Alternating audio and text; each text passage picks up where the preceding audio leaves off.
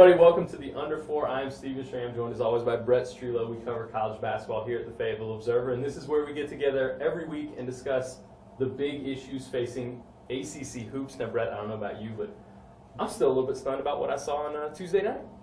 Yeah, I mean, unless you're watching reruns of Catfish, if you're not one of Thomas DeFay's loyal Twitter followers, Wake upset 18th ranked NC State at the Joel last night. Indeed. Definitely one of the more unexpected results of the season so far. So to honor the sheer surprise of that, we're going to discuss some of the most shocking games that we've covered in our short time as sports writers. Yes, indeed. And these aren't necessarily the biggest upsets or the craziest finishes, just the ones that left us kind of the most flabbergasted, the most feeling like, what did we just see? So, Brett, why don't you get us started? Will do.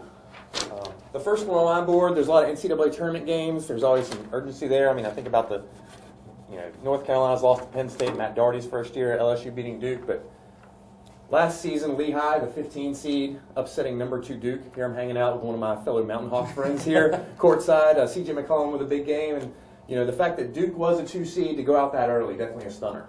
You look laughing at something. Having a good time. Eats goldfish? Exactly. I'm going to go with January 3rd, 2010.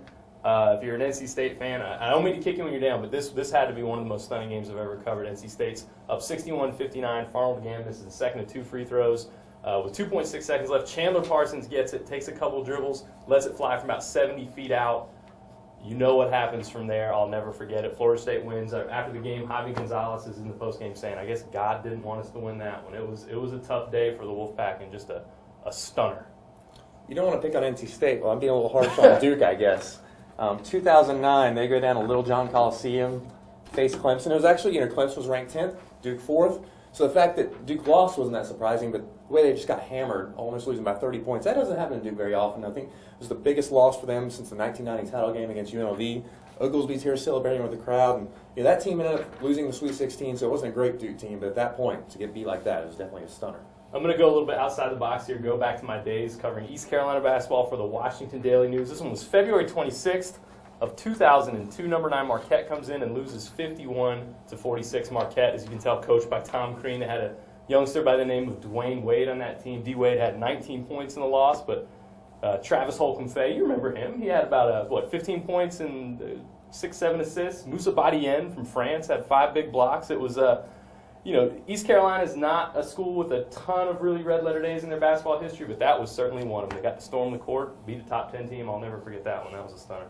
Love a good hyphenated name. Indeed. 2009 must have been a really fun year, a surprising year. That year, North Carolina brought back, big senior class, Tyler Hansbrough. They had Ty Lawson, running the team.